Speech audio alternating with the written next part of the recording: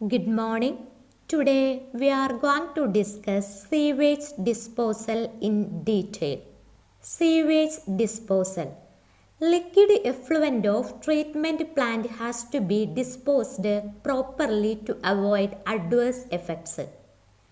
Treatment പ്ലാന്റിൽ നിന്നുള്ള liquid effluent നമ്മൾ പ്രോപ്പറായിട്ട് ഡിസ്പോസ് ചെയ്യേണ്ടതായിട്ടുണ്ട്. അല്ലെങ്കിൽ അവിടെ ഒരുപാട് അഡ്വേഴ്സ് എഫക്റ്റുകൾ ഉണ്ടാകും. പ്രീവിയസ് ക്ലാസ്സിൽ നമ്മൾ സ്ലഡ്ജ് ഡൈജഷൻ ടാങ്ക് ഡിസ്കസ് ചെയ്തിരുന്നു. സ്ലഡ്ജ് ഡൈജഷൻ ടാങ്ക് ഉപയോഗിക്കുന്നത് സ്ലഡ്ജ് ഡൈജഷന് വേണ്ടിയാണ്. പ്രൈമറി സെഡിമെൻറ്റേഷൻ ടാങ്കിൽ നിന്നുള്ള പ്രൈമറി സ്ലഡ്ജും സെക്കൻഡറി സെഡിമെൻറ്റേഷൻ ടാങ്കിൽ നിന്നുള്ള സെക്കൻഡറി സ്ലഡ്ജും സ്ലഡ്ജ് ഡൈജഷൻ ടാങ്കിലെ സ്ലഡ്ജ് ഡൈജഷന് വിധേയമാകുന്നു. അതിനുശേഷം സ്ലഡ്ജ് ഡൈജസ്റ്റ് ചെയ്യപ്പെടുകയും നമുക്ക് 3 കമ്പോണൻസ് ലഭിക്കുകയും ചെയ്യുന്നു. ഒരു കമ്പോണൻറ്റ് ലിക്വിഡ് ഫോമിലായിരിക്കും, ഒരു കമ്പോണൻറ്റ് ഗേഷ്യസ് ഫോമിലായിരിക്കും, ഒരു കമ്പോണൻറ്റ് സോളിഡ് ഫോമിലായിരിക്കും. സോ ഇന്നത്തെ വീഡിയോയിലൂടെ നമ്മൾ ഡിസ്കസ് ചെയ്യുന്നത് ലിക്വിഡ് ഫോമിലുള്ള ലിക്വിഡ് എഫ്ലുവൻറ്റിൻ്റെ ഡിസ്പോസൽ എങ്ങനെയാണെന്നാണ്. Okay, there are mainly 4 methods of disposal of sewage effluents. Liquid effluent dispose ചെയ്യുന്നതിന് വേണ്ടി നമുക്ക് 4 മെത്തേഡ്സ് അവൈലബിൾ ആണ്. Those are disposal on land, disposal in water, direct and indirect reuse of waste water and finally artificial methods.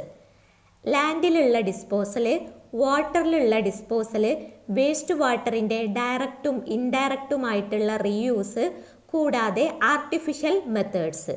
We have to discuss these 4 methods in detail, so we can look one by one. First one is disposal on land. Before disposing onto the land, it should be verified whether the effluent is treated and removed of the pollutants to such an extent as to satisfy the standards for disposal.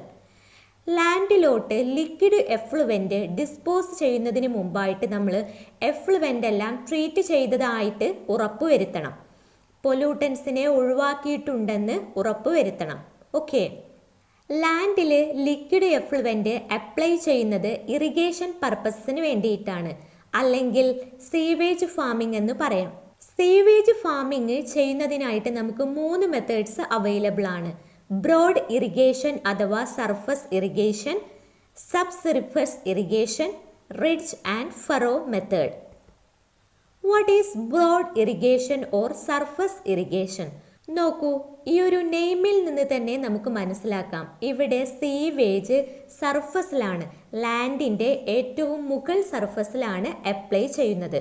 Sewage is allowed to flow over cultivable lands to grow crop likes plantains and cottons. Okay, plantain, cotton പോലുള്ള ക്രോപ്പുകൾ, വിളകൾ വളരുന്നതിന് വേണ്ടിയിട്ട് നമ്മൾ ലാൻഡിൻ്റെ മുകൾ സർഫസിൽ sewage apply ചെയ്യുന്നു. ഒരു ലാൻഡിൽ apply ചെയ്യുന്ന സീവേജ് എഫ്ലുവൻറ്റിൻ്റെ ക്വാണ്ടിറ്റി എന്ന് പറയുന്നത് ക്ലൈമാറ്റിക് കണ്ടീഷനെയും അവിടുത്തെ സോയിലിൻ്റെ ഇൻഫിൽട്രേഷൻ കപ്പാസിറ്റി, അതായത് ഈ ലിക്വിഡ് എഫ്ലുവൻറ്റിനെ അബ്സോർബ് ചെയ്യുന്നതിനുള്ള കപ്പാസിറ്റിയെയും അതുപോലെ ആ ഒരു ലാൻഡിൽ വളരുന്ന ക്രോപ്സിനെയും ഡിപ്പെൻഡ് ചെയ്യുന്നുണ്ട്. Sub surface irrigation. Here sewage is allowed to enter the land through distributors. ഇവിടെ സീവേജ് അപ്ലൈ ചെയ്യുന്നത് സർഫസിലല്ല, സബ് സർഫസിലാണ്, സർഫസിൻ്റെ താഴെയാണ്. അതിന് വേണ്ടിയിട്ട് നമ്മൾ ഡിസ്ട്രിബ്യൂട്ടേഴ്സ് പ്രൊവൈഡ് ചെയ്തിട്ടുണ്ട്. ഡിസ്ട്രിബ്യൂട്ടേഴ്സിലൂടെയാണ് സീവേജിനെ സബ് സർഫസിലോട്ട് എത്തിക്കുന്നത്. Ridge and furrow method. Here land is ploughed into ridges and Pharos.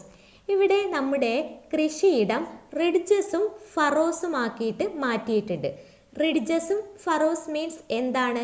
അതായത് കുഴി ഉയർച്ച, കുഴി ഉയർച്ച, ആ ഒരു രീതിയിൽ നമ്മുടെ ലാൻഡിനെ മാറ്റിയിട്ടുണ്ട്.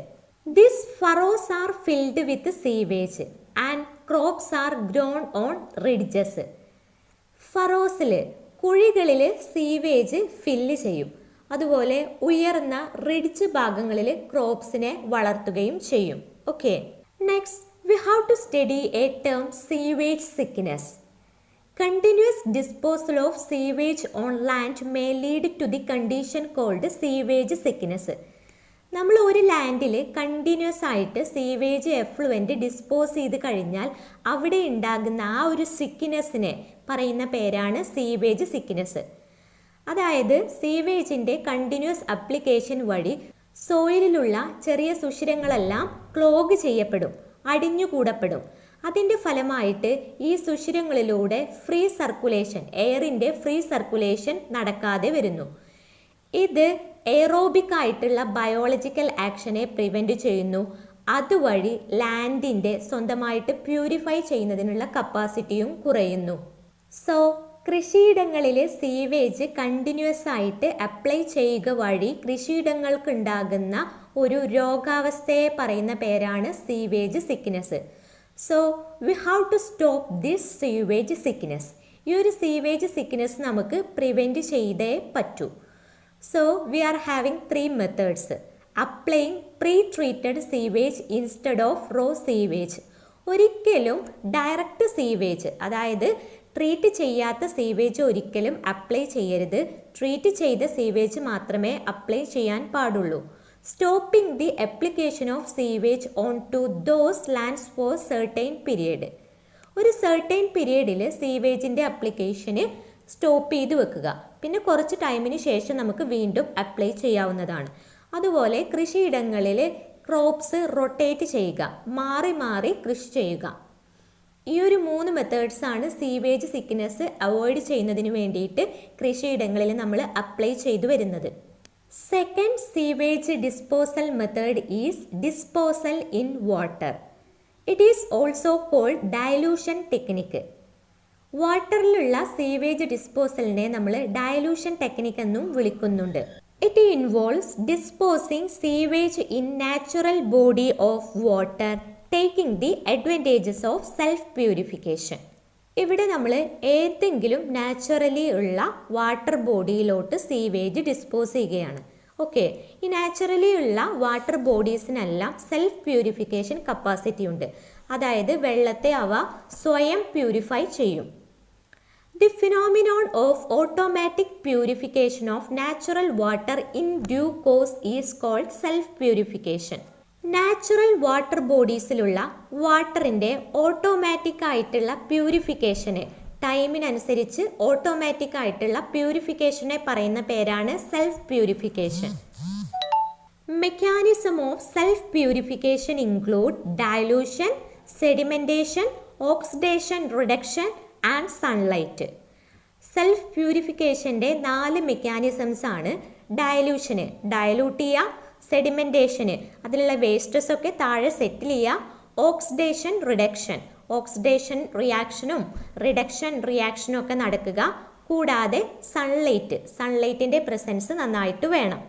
Care should be taken that the effluents are treated for removal of pollutants below tolerance limits before discharging into natural water bodies. Natural water bodies എന്ന് പറഞ്ഞാൽ നമ്മൾ ഡ്രിങ്കിങ് പർപ്പസസിന്, അതുപോലെ വാഷിംഗ്, ഒരുപാട് പർപ്പസിന് വേണ്ടിയിട്ട് ഉപയോഗിക്കുന്നതാണ്. സോ നാച്ചുറൽ വാട്ടർ ബോഡീസിലോട്ട് എഫ്ലുവൻസ് ഡിസ്പോസ് ചെയ്യുന്നതിന് മുമ്പായിട്ട് അതിലുള്ള പൊല്യൂട്ടൻസിനെ നിർബന്ധമായിട്ടും ടോളറൻസ് ലിമിറ്റിന്, നമുക്ക് അലവബിൾ ആയിട്ടുള്ള ലിമിറ്റിന് താഴെയായിട്ട് ട്രീറ്റ് ചെയ്തിട്ടുണ്ടാകണം. Effluent may be discharged into any one of nearby water bodies. എഫ്ലുവൻറ്റിനെ നമുക്ക് നിയർ ബൈ ആയിട്ടുള്ള ഏതെങ്കിലും ഒരു വാട്ടർ ബോഡിയിലോട്ട് ഡിസ്ചാർജ് ചെയ്യാവുന്നതാണ്.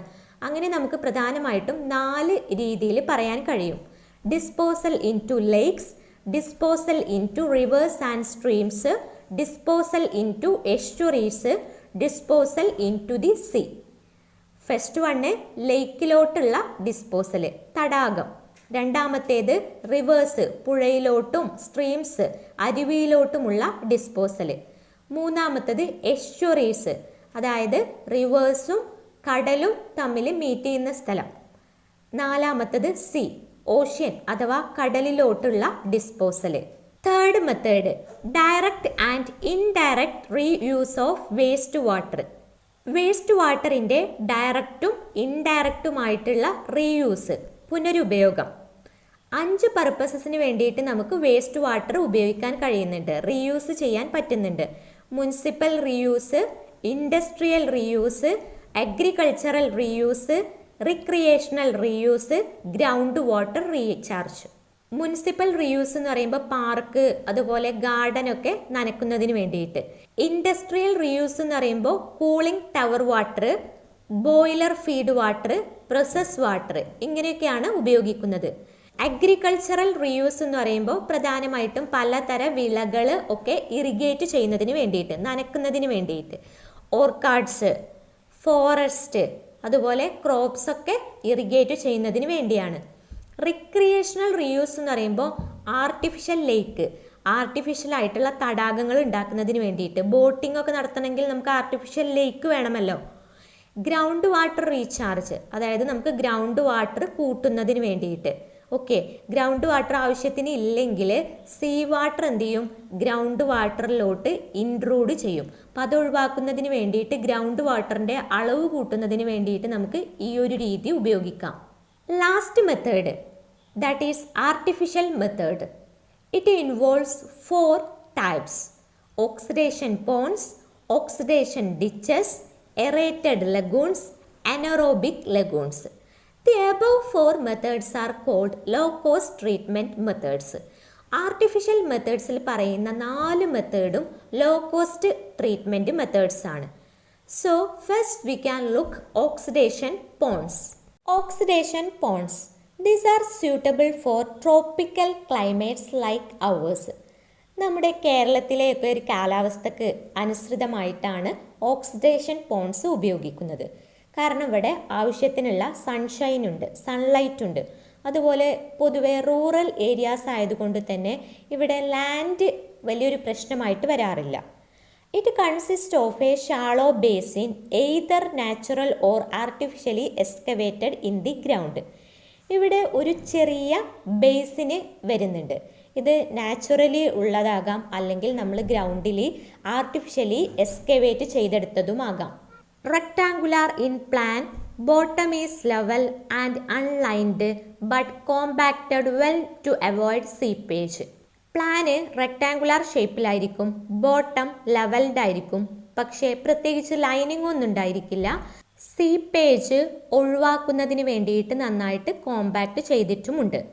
Slope of bunds around the pond is 1:3 to 1:4 and depth of pond is kept between 1 to 1.5 meter. പോണ്ടിൻ്റെ slope, അതായത് ഈ പോണ്ടിൻ്റെ വക്ക് ഇങ്ങനെ കെട്ടിക്കൊടുത്തിട്ടുണ്ടായിരിക്കും. ഇതിൻ്റെ ഒരു സ്ലോപ്പ് എന്ന് പറയുന്നത് 1:3 to 1:4 ആണ്. പോണ്ടിൻ്റെ ഡെപ്ത് 1 മീറ്ററിനും 1.5 മീറ്ററിനും ഇടയിലായിരിക്കും. നമുക്ക് ഊഹിച്ചാൽ അറിയാം അത്ര വലിയ ഡെപ്ത് ഒന്നുമില്ല. Area of pond may be between 0.5 to 1 hectare. അതുപോലെ പോണ്ടിൻ്റെ ഏരിയ പറയുന്നത് 0.5 തൊട്ട് 1 ഹെക്ടർ വരെയാണ്. പോണ്ടിലോട്ട് ഇൻലെറ്റ് ഫെസിലിറ്റിയും ഔട്ട്ലെറ്റ് ഫെസിലിറ്റിയും എല്ലാം പ്രൊവൈഡ് ചെയ്തിട്ടുണ്ട്. ഓക്സിഡേഷൻ പോണ്ടിൽ വരുന്ന ഡിറ്റൻഷൻ പീരീഡ്, അതായത് നമ്മൾ വെള്ളം അവിടെ റീറ്റെയിൻ ചെയ്ത് നിർത്തുകയാണല്ലോ, ആ ഒരു പീരീഡ് എന്ന് പറയുന്നത് യൂഷ്വലി അഡോപ്റ്റ് ചെയ്തിട്ടുള്ളത് 7 days ആണ്. Oxidation ponds working. Oxidation ponds purify sewage by dual action of aerobic bacteria and algae. Oxidation പോണ്ടിൽ സീവേജിൻ്റെ പ്യൂരിഫിക്കേഷൻ നടക്കുന്നത് എയറോബിക് ബാക്ടീരിയയുടെയും ആൽഗയുടെയും രണ്ടിൻ്റെയും പ്രവർത്തനം വഴിയാണ്. Here sewage is stored under climatic conditions like sunshine and warmth which promote the growth of algae. ഇവിടെ sewage store ചെയ്യുന്നത് സൂര്യപ്രകാശം കിട്ടുന്ന അടുത്തായിരിക്കും. അതുകൊണ്ട് തന്നെ ആവശ്യത്തിനുള്ള ചൂടും ഉണ്ടായിരിക്കും. ഈ ഒരു ചൂടും സൂര്യപ്രകാശവും ആൽഗയുടെ ഗ്രോത്തിനെ നന്നായിട്ട് പ്രൊമോട്ട് ചെയ്യുന്നുണ്ട്. കൂടാതെ എയറോബിക് ബാക്ടീരിയക്ക് അറ്റ്മോസ്ഫിയറിൽ നിന്ന് ഓക്സിജൻ ലഭിക്കുന്നു. ഈ ഒരു ഓക്സിജന് ഓർഗാനിക് മാറ്റർ, സീവേജിലുള്ള ഓർഗാനിക് മാറ്ററിൻ്റെ ഡീകമ്പോസിഷന് വേണ്ടിയും ഉപയോഗിക്കുന്നു. ഓർഗാനിക് മാറ്റർ ഡീകമ്പോസ് ചെയ്യുക വഴി കാർബൺ ഡൈ ഓക്സൈഡ് പ്രൊവൈഡ് ചെയ്യുന്നു. ഈ ഒരു കാർബൺ ഡൈ ഓക്സൈഡ് ആൽഗ ഉപയോഗിക്കുന്നു. ആൽഗയ്ക്ക് ഫുഡ് ഉണ്ടാക്കണമല്ലോ, ആൽഗ ഫുഡ് പ്രിപ്പയർ ചെയ്യുന്നത് ഫോട്ടോസിന്തസിസ് വഴിയാണ്. സോ ഈ ഒരു കാർബൺ ഡൈ ഓക്സൈഡ് ഫോട്ടോസിന്തസിസിന് വേണ്ടി ഉപയോഗിക്കുന്നെന്ന് പറയാം. ഫോട്ടോസിന്തസിസിൻ്റെ സമയത്ത് ഓക്സിജൻ ലിബറേറ്റ് ചെയ്യപ്പെടുന്നു. ഈ റിലീസ് ചെയ്യപ്പെടുന്ന ഓക്സിജന് വാട്ടറിലുള്ള ഡിസോൾവ്ഡ് ഓക്സിജൻ കണ്ടന്റ് നിലനിർത്തുന്നു, അല്ലെങ്കിൽ അതിൻ്റെ അളവ് ഉയർത്തുന്നെന്ന് പറയാം. അതുപോലെ എയറോബിക് ബാക്ടീരിയ വെള്ളത്തിലെ ഓക്സിജൻ ഉപയോഗിച്ച് സീവേജിനെ വീണ്ടും ഡീകമ്പോസ് ചെയ്യുന്നു. So here we can understand algae and aerobic bacteria depend on each other. This interdependence is called symbiosis. ഇവിടെ നോക്കൂ, ആൽഗയും എയറോബിക് ബാക്ടീരിയയും പരസ്പരം ഡിപ്പെൻഡ് ചെയ്തിട്ടാണ് ജീവിക്കുന്നത്. ഈ ഒരു ഡിപ്പെൻഡൻസിനെ, ഈ ഒരു ഇന്റർ ഡിപ്പെൻഡൻസിനെ വിളിക്കുന്ന പേരാണ് സിംബയോസിസ്. പ്രോപ്പറായിട്ട് ഓപ്പറേറ്റ് ചെയ്തു പോകുന്ന ഓക്സിഡേഷൻ പോണ്ട് ബിഒഡി ഡിമാൻഡ് 90% കുറക്കുന്നു. BOD means biological oxygen demand. Average sludge accumulation is about 2 to 5 cm depth per year. ഇയറിലുള്ള സ്ലഡ്ജിൻ്റെ ആവറേജ് അക്യുമുലേഷൻ എന്ന് പറയുന്നത് 2 തൊട്ട് 5 സെൻറ്റിമീറ്റർ ആണ്. ഓക്കെ. കൂടാതെ ഓക്സിഡേഷൻ പോണ്ട് 6 തൊട്ട് 12 വർഷത്തിൽ ഒരിക്കൽ clean ചെയ്യേണ്ടതായിട്ടുമുണ്ട്. Here it is the figure of a oxidation pond is given. Next, what are the different advantages of oxidation pond? It is quite suitable for tropical countries like India and also where land coast is low. പൊതുവെ tropical കൺട്രീസിനാണ് suitable ആയിട്ടുള്ളത്. India ഒരു tropical കൺട്രിയാണ്. കൂടാതെ ലാൻഡിൻ്റെ കോസ്റ്റൊക്കെ കുറവുള്ളിടത്താണ് ഉപയോഗിക്കുന്നത്. Oxidation പോണ്ടിന് land requirement കൂടുതലാണ്. Efficiency of plant is quite high. കൂടാതെ oxidation പോണ്ടിൻ്റെ efficiency വളരെ കൂടുതലാണ്. Operation സിമ്പിളാണ്. സ്കിൽഡ് ലേബർ ഒന്നും ആവശ്യമില്ല. ഇനീഷ്യൽ കോസ്റ്റും മെയിൻ്റനൻസ് കോസ്റ്റുമെല്ലാം കുറവാണ്. ഫ്ലെക്സിബിൾ ആണ്. ആൽഗെ ഇവിടെ നന്നായിട്ട് ഹാർവെസ്റ്റ് ചെയ്യപ്പെടുന്നുണ്ട്. അവ നമുക്ക് ചിക്കൻ ഫീഡായിട്ട് ഉപയോഗിക്കാനും കഴിയുന്നുണ്ട്. Next, what are the disadvantages behind oxidation pond? Oxidation പോണ്ടിൻ്റെ ഡിസഡ്വാൻറ്റേജസ് നോക്കാം. ലാൻഡ് ഏരിയ റിക്വയർമെൻറ്റ് എന്ന് പറയുന്നത് വളരെ കൂടുതലാണ്. കൂടുതൽ ലാൻഡ് നമുക്ക് ആവശ്യമായിട്ട് വരുന്നുണ്ട്. കൂടാതെ മൊസ്കിറ്റോ നന്നായിട്ട് വളരാനുള്ള സാധ്യത കൂടുതലാണ്. ഈ ഒരു പോണ്ടിൽ നിന്ന് ചിലപ്പോൾ ബാഡ് ഓർഡറൊക്കെ റിലീസ് ചെയ്യപ്പെടാറുണ്ട്. ഓക്കെ, അപ്പം അതൊരു നോർമൽ വർക്കിങ്ങിനെ ബുദ്ധിമുട്ടിലാക്കാറുമുണ്ട്. Next artificial method is oxidation ditches. Oxidation ditches are also called Pasveer ditches. Oxidation ഡിച്ചിനെ വിളിക്കുന്ന മറ്റൊരു പേരാണ് പെസ്വീർ ഡിച്ച്. പെസ്വീർ എന്ന് പറയുന്ന ഒരാളാണ് ഓക്സിഡേഷൻ ഡിച്ചസ് കണ്ടുപിടിച്ചിട്ടുള്ളത്. They work on the principle of extended aeration. ഓക്സിഡേഷൻ ഡിച്ചസ് പ്രവർത്തിക്കുന്നത് എക്സ്റ്റെൻഡഡ് എറേഷൻ എന്നുള്ള പ്രിൻസിപ്പിളിനെ ബേസ് ചെയ്തിട്ടാണ്. അതായത് ഇവിടെ എറേഷൻ്റെ തോത് എന്ന് പറയുന്നത് ഒന്നും കൂടെ കൂടുതലായിരിക്കും. ഇവിടെ ഓവൽ ഷേപ്പുള്ള വളരെ നീളം കൂടിയ നാരോ ആയിട്ടുള്ള ഒരു ചാനൽ സർക്യൂട്ടാണ് ഉപയോഗിക്കുന്നത്. ഒരു റോട്ടറും provide ചെയ്തിട്ടുണ്ടായിരിക്കും. Rotor serves for the purpose of agitating and circulating sewage in order to oxidize under aerobic conditions. നമ്മൾ ഓൾറെഡി പറഞ്ഞു ഇവിടെ എക്സ്റ്റെൻഡഡ് എറേഷനാണ് അല്ലേ. സോ സീവേജിനെ അഗിറ്റേറ്റ് ചെയ്യുന്നതിനും സർക്കുലേറ്റ് ചെയ്യുന്നതിനും നന്നായിട്ട് ഓക്സിഡൈസ് ചെയ്യുന്നതിനും വേണ്ടിയിട്ടാണ് റോട്ടർ പ്രൊവൈഡ് ചെയ്തിട്ടുള്ളത്. Aerated sewage is settled in settling tanks and clear supernatant liquor is taken out.